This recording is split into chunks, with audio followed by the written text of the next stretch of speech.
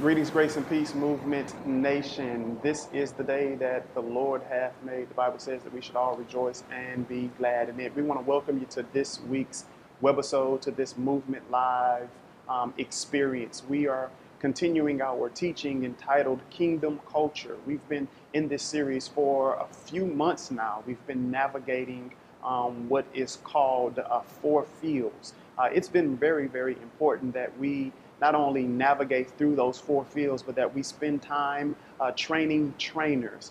Paul to Timothy, Timothy the faithful men to others. This is what discipleship and evangelism is literally all about. We have spent weeks talking about six essentials to spreading and expanding the kingdom.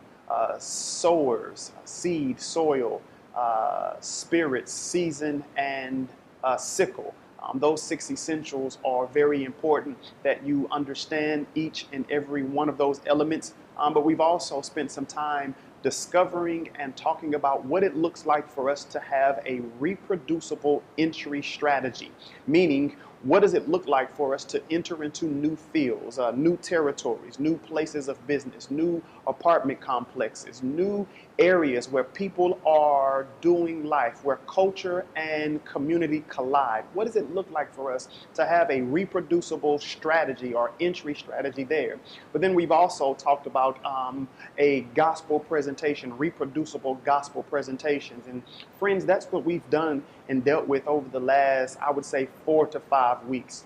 Just what does it look like for us to be evangelists, and what does it look like for us to spread the gospel? What is it going to take to see marketplace venues, apartment complexes, areas where culture and community collide, be transformed by the renewing or the renewal of the gospel? So family and friends, Movement Houston, Movement Dallas, Movement DC, Movement Nashville, ladies and gentlemen, friends and family, we continue our teaching this week. And this week, we specifically want to talk about working the plan.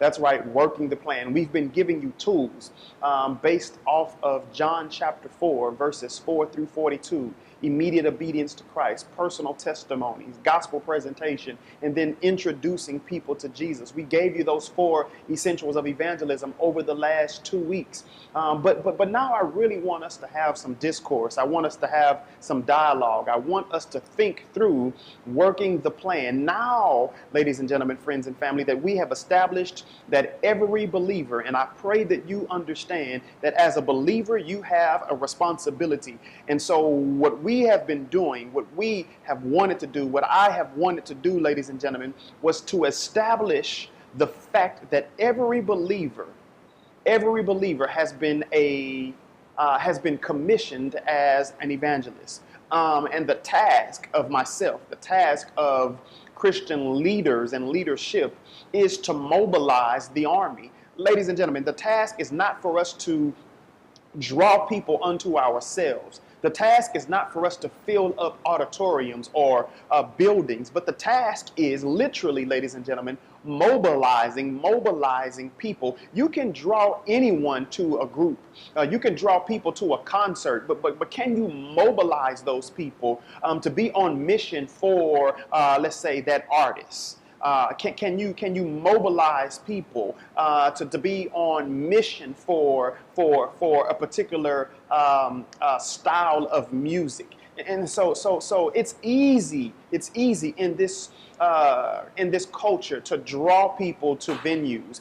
If you play basketball, if you love playing basketball, if you love watching basketball, if you love watching football, stadiums all over the country will be filled in the coming weeks on Sundays. Why? Because people love to come and watch men run up and down a football field, smashing one another in the mouth. They call it smash mouth football. People love that. And so it's easy to draw people to a crowd. But can you mobilize those same people that you've drawn to see, that you've drawn together into that crowd to see men play football? Can you mobilize those same men and women and children, black, white, Hispanic, whomever? Can you mobilize those people to be on mission, to go and knock on doors and say that the Texans are this, or the Texans are that, or the Titans are this, or the Titans are that, the Falcons are this, or the Falcons are. Can you mobilize those people to be on mission? And see, that is the ultimate goal. That is the ultimate task of church leadership. It is not to draw people together, but it is to mobilize people. It is mobilizing the army. And training is essential. Training and sending the army into the fields is the #1 priority. It is, ladies and gentlemen, hear me and hear me well, it should be the top priority of every church that assembles today. Every church that is assembling, every organization that calls itself the church, the #1 priority, the top priority, is not to pay bills for us to have a new building, but the top priority is to mobilize men and women who are Jesus followers on mission. Anything less than 100% of your network faithfully sowing falls short of the Great Commission. Yes, I said 100%. We are failing as the church, as the ecclesia, as people who are drawn together into what? The mission. What draws us together is not music. It's not gospel music. It's not the preaching of myself or Bishop T.D. Jakes or any other pastor or preacher that you love to listen to. Listen, what draws us together is not the assembly, but the mission. What brings us together as black men and white men and Hispanic men and Asian men is the mission of Jesus Christ. And anything and anyone less than doing that, they aren't faithfully sowing, and that falls short of the Great Commission. Come here, ladies and gentlemen, friends and family. I don't want you to fall short of the Great Commission. I don't want Movement Church Network, this missional movement. I don't want us to fall short of the Great Commission. Not the Great Commission's expectations. The Great Commission's expectations is to make disciples, baptizing them and teaching them obedience. So for this reason, ladies and gentlemen, we must have systems of accountability in place. We must create systems of accountability. We must establish systems of accountability, loving accountability, systems and measuring sticks or tools that allow us to hold each other accountable. Are you on mission? For pre-existing networks, ladies and gentlemen, for pre-existing churches, for organizations that have existed for years, this is a painful process. And for those who have been baptized into American Christendom, this is, ladies and gentlemen, a painful process. The stuff that I'm talking about, the things that I've been teaching over the last few weeks, listen, these things, these facts, this information, to many of those who listen to this, it's painful. You mean to tell me that I am falling short of the Great Commission's expectation if I'm not sowing the seed, which is the gospel, into the soil, expecting the Spirit to create and give increase? Listen, ladies and gentlemen, that can be sometimes difficult for us to process. But if we are failing to sow seeds, we are falling short of the Great Commission's expectations. Come here, sir. Come here, ma'am. If you are failing to sow seeds, which is the gospel, into the hearts of men and women, soil, you are falling short of the Great Commission's expectations. And so for this reason, weekly we have loving accountability conversations, and we create a system that can be utilized weekly where men and women, boys and girls, can call in and participate in this loving, accountable questions and conversations. Because, ladies and gentlemen, we must do this if we're ever going to truly be 100% committed to the Great Commission. And when there are not tools and systems in place, then we set the trajectory and we set the tone, or we create a culture of not being disciple makers, but being seekers who love to gather for the sake of feeling good about a worship experience. No, what we are wanting to do as a church movement, remember, we exist not for ourselves, but we exist for those who are not here yet. Those who are not experiencing what loving accountability looks like, for those who are not experiencing what it means to be trained to be a disciple maker, for those who are far from Jesus, for those who need their minds renewed.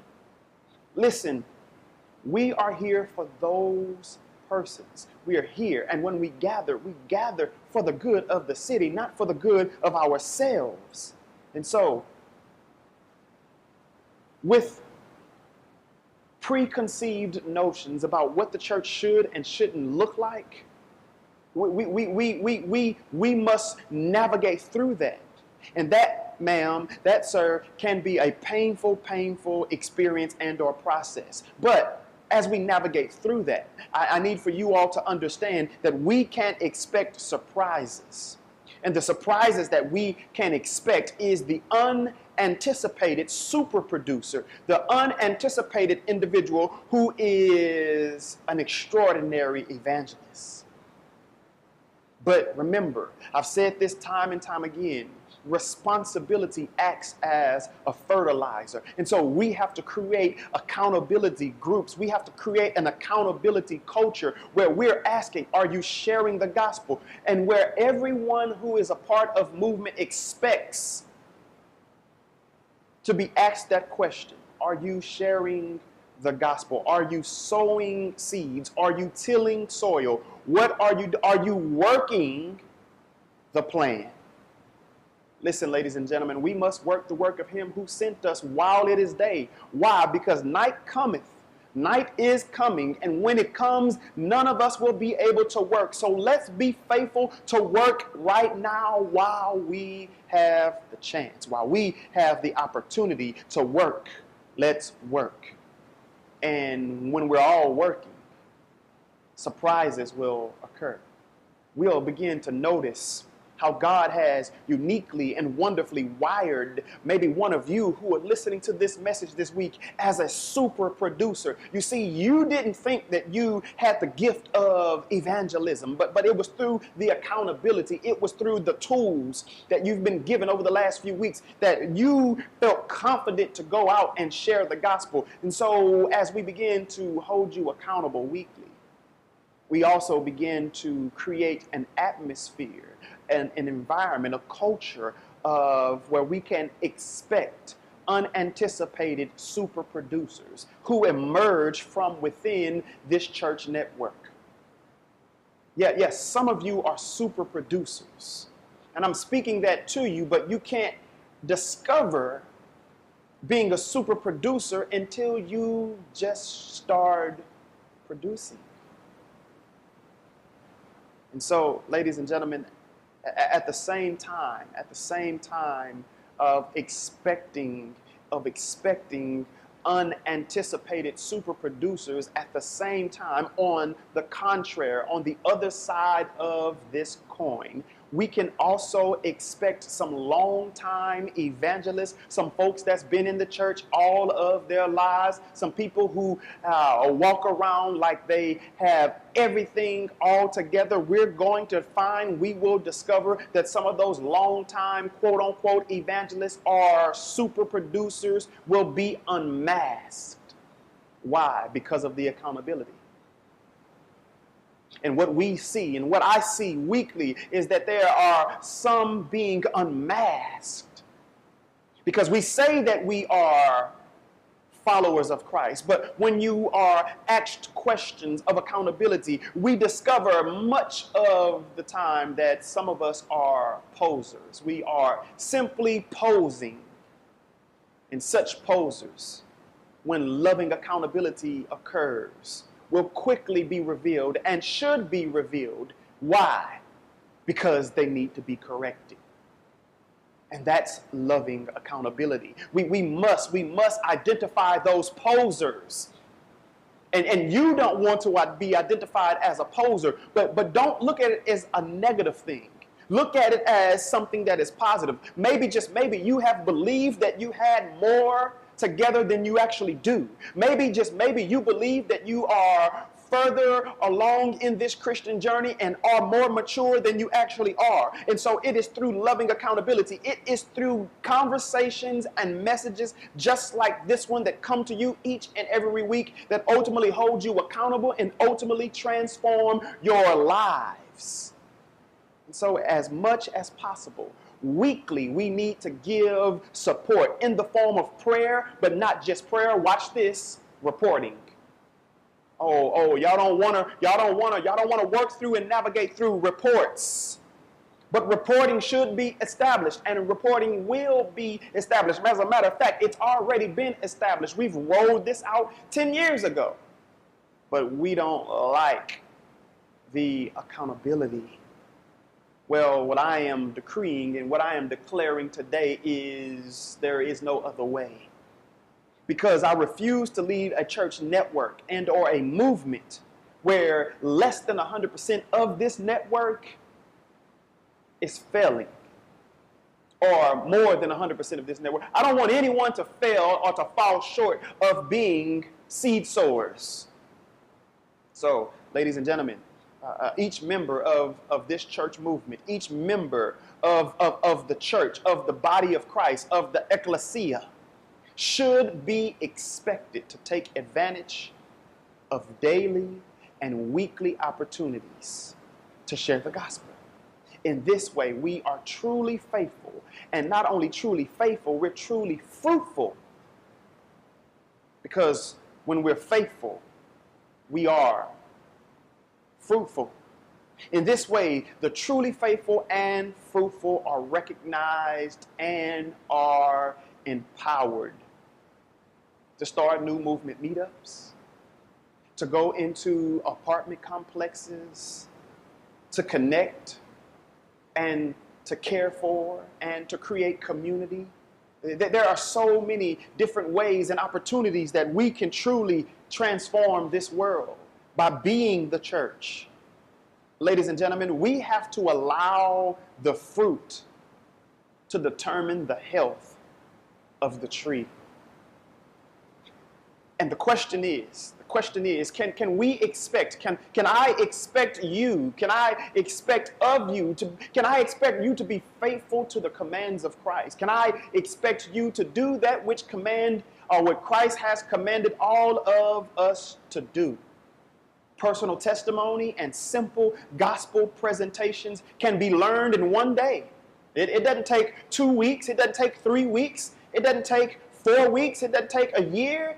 Simple personal testimonies. What your life was like before Christ. What your life was like when you met Christ. And then what your life has been like since you've known Christ. Those type of personal testimonies and gospel presentations can be learned in one day. And when we take those simple tools and combine those simple tools, personal testimonies and simple gospel presentations, with a list of non-believers, with an identifiable relational network that is far from Jesus. Have you identified your population, your oikos, your group of individuals, your affinity group, your skaters, or musicians, or vocalists, or poets, or painters, or barbers? Have you identified the populace or the population that you've been called to reach? Because all you have to do is embrace the tool of personal testimony and gospel presentation, and then combine that with a list of unbelievers, people who are far from Jesus, and then be ready to move, pun intended. Why? Because movement is life, and there are people in our communities that are dying. Why? Because we are not moving. See, movement isn't just life for you. Movement is life for those who are not here yet. Movement is more than life for you. And the reason why many of you are not moving is because movement is only life for you. Well, what happens when you stop living for yourself?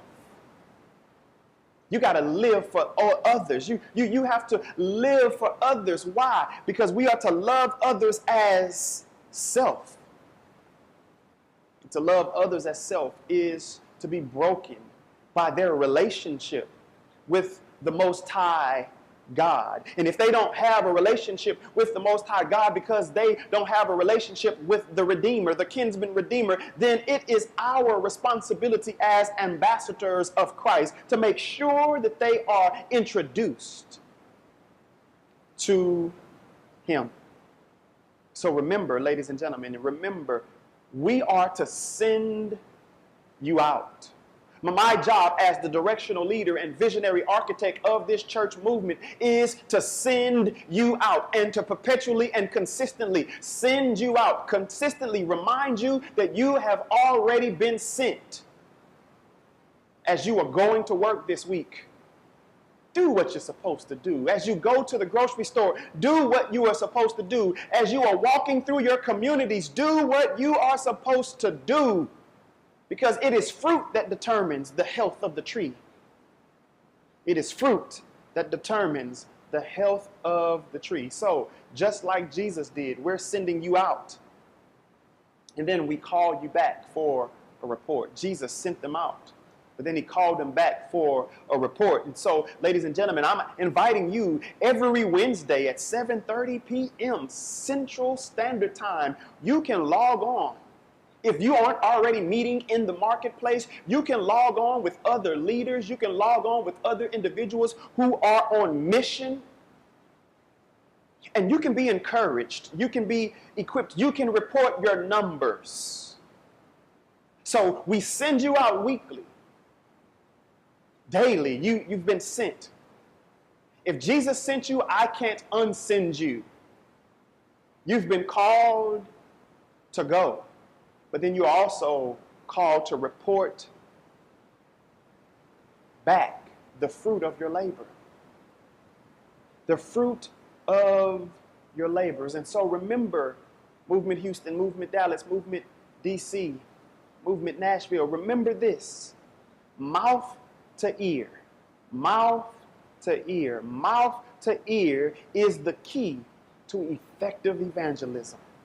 If your mouth ain't moving, and if your mouth isn't speaking into someone's ear, you will never be effective in evangelism. Even when mass evangelism tools are employed, the gospel still depends on one-on-one follow-up. And so you can use our app. You can share this message. You can share other messages just like this one to your friends, to your family, to your relational network. But this is called mass evangelism. Mass evangelism. M-A-S-S. Mass evangelism. But the gospel still depends on one-on-one follow-up. Are you even following up with the people that you've sent the messages to?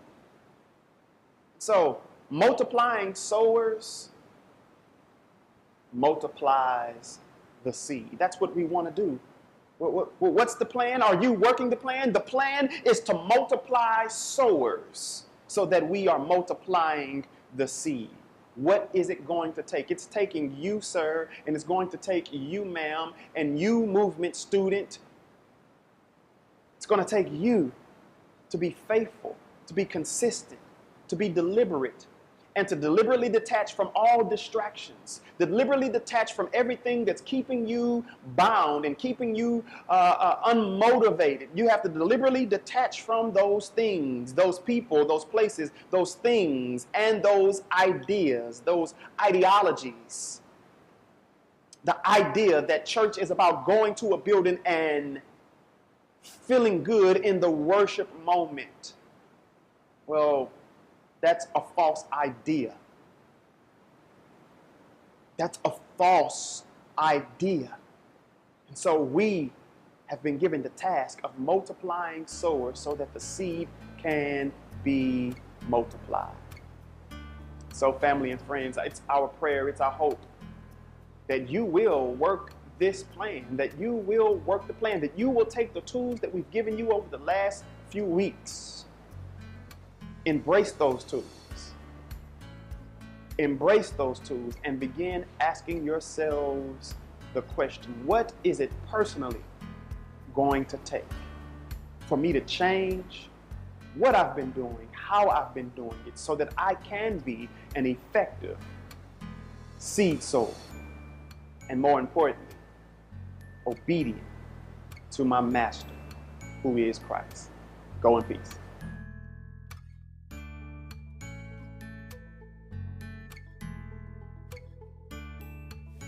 We hope this week's message inspires you.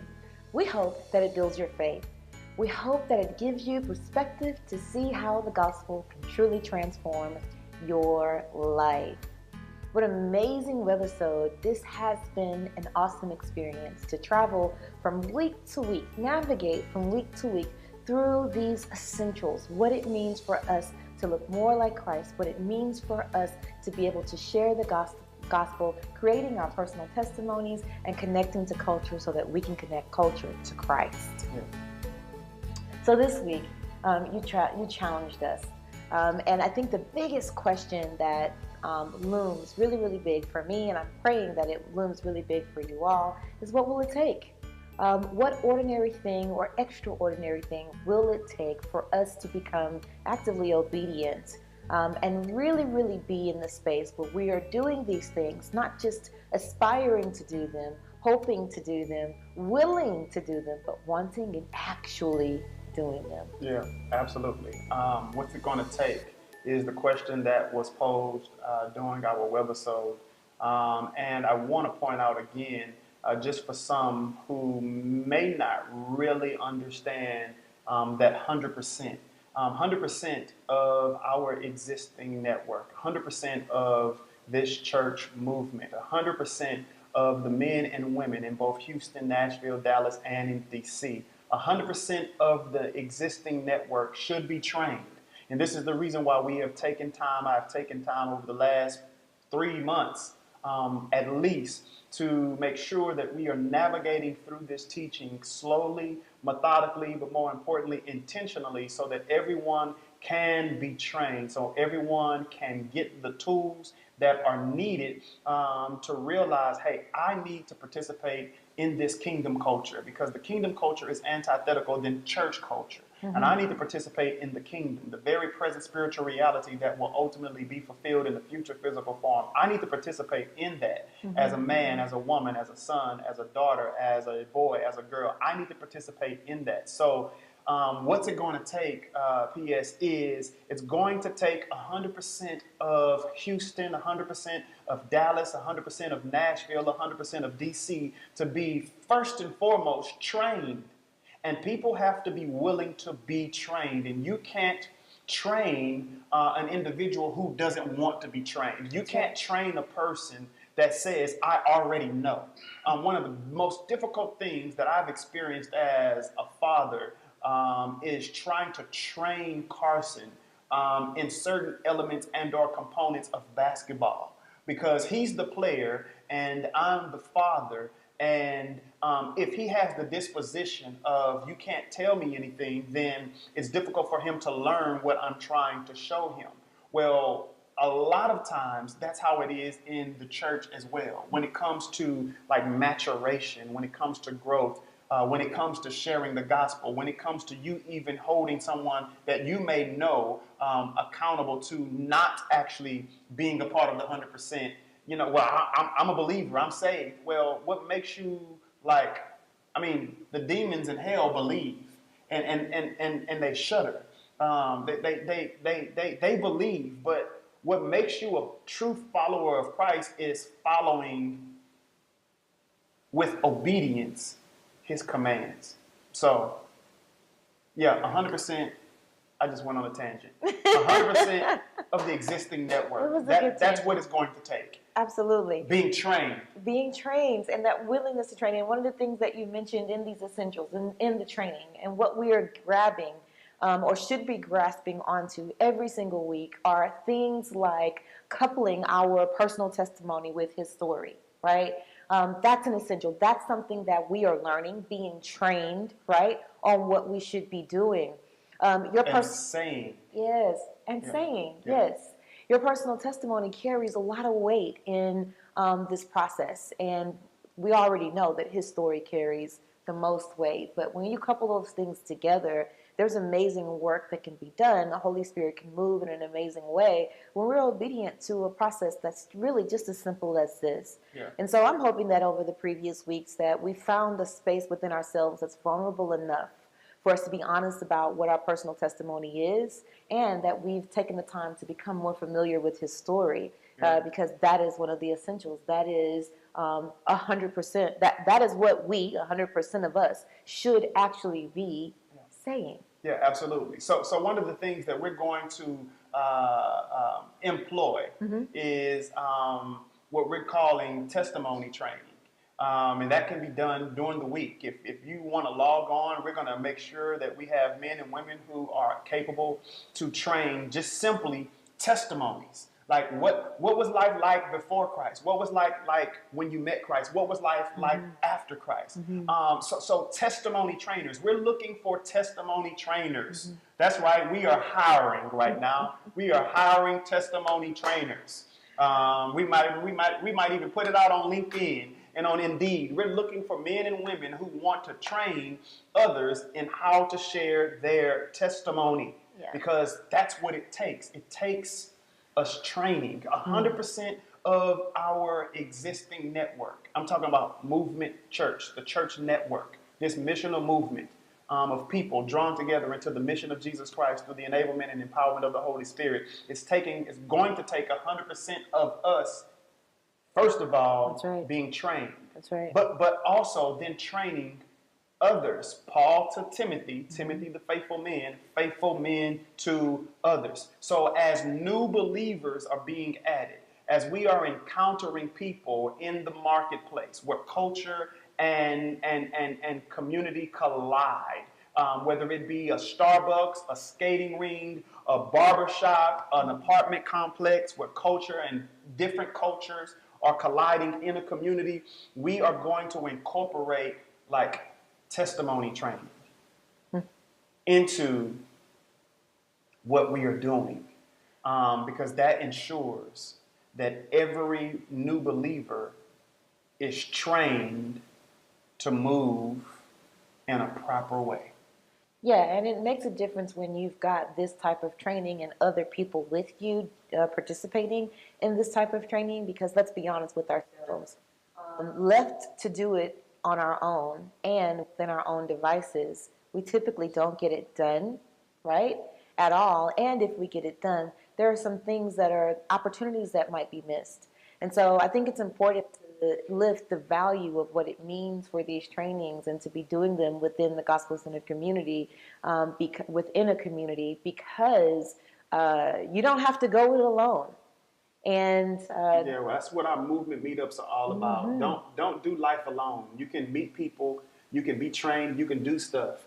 You literally, you can meet people and do stuff, but the most important thing that we all should be doing while we're doing stuff is looking for every opportunity to make disciples. That's right. That's what we should be doing, making every opportunity to make disciples. So because one of the things you said was, what if, right? What happens if we were to begin living our lives not simply just for ourselves? Right. What would that look like? Yeah. I think the answer to that question has enough awe in it that we should be interested in exploring what it would actually look like. There is awesome possibility and what it would look like for our lives to be about others and not just about ourselves. Yeah. We speak oftentimes about othering. We speak oftentimes about community. We speak oftentimes about doing this thing together and not going it alone and meeting up. All of those things speak the same message, which is don't go it alone. Don't go at it alone. So listen, as we form these accountability groups, i.e. movement meetups, they're formed to encourage taking reports. They're formed to encourage loving accountability. That's what taking reports is. It's loving accountability. Hey, how are you with building bridges for the sake of sharing the gospel? Who in your relational network can I be praying for with you? It's those type of things. This is not about a competition. This is about rowing in the same direction. And too often within the body of Christ, we don't row in the same direction because we're always trying to compete. This is the reason why I am defining and I call this series Kingdom Culture, because I am teaching things that are contrary to American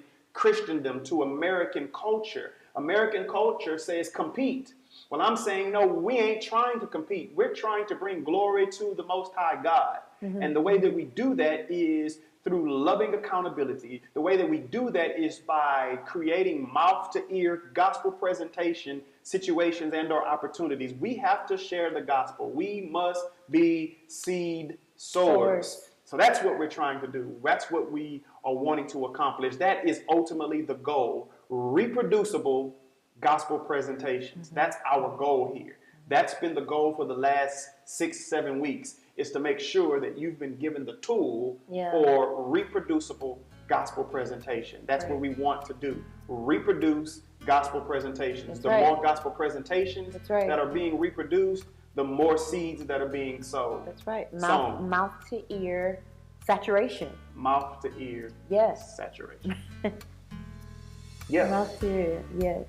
So, ladies and gentlemen, friends and family, consider several possible gospel or movement meetups that you can get plugged into. I want you to consider that. I want you to consider logging in on Wednesdays at 7:30 for loving accountability. I want you to consider that because remember, unless there is 100% of the existing network being trained and held accountable for sharing their personal testimony and his story, gospel presentation, we're failing. That's right. We will be failing. So, yeah, that's all I got. I've been talking for a while now. Do you have any final thoughts? Hopefully you're inspired. We say that every week, but in this moment, I don't know, it's just landing on me super heavy that we should be inspired to fully participate in what God is wanting to do. And He can make Himself available to us, but if we're not available to Him, then we aren't doing a thing. So hopefully this will inspire you to put your feet to the ground. Hopefully it'll build your faith. Hopefully it will build Hopefully your it'll faith. give you the perspective to see how the gospel can truly transform your life. Mouth to ear. Mouth to ear. Listen, ladies and gentlemen, go in peace. Have a blessed and prosperous remainder of you all's day. We will holler. Bye.